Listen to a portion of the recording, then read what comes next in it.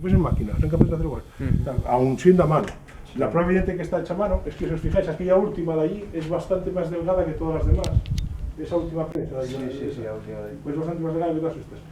Porque esa sería de otro carpintero, que había 2 o 3, cada uno hacía los suyos, entonces esa sería de otro carpintero diferente a estos. ¿Entiendes? Esta casa que era toda unha familia ou Sí, todo esto. O sea, digamos, esto funcionaba como empresa, digamos, para distribuir, porque... Exacto, esto era una empresa. Grande, Exacto, esto era una empresa.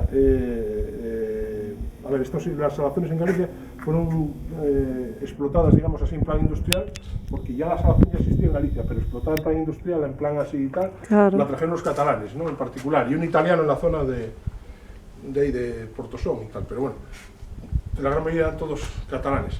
Entonces venían con las familias, montaban digamos, estas salazones y lo explotaban, ¿no? Tenían barcos de cabotaje, también de transporte, ya aprovecharon que están aquí, entonces hacían todo eso.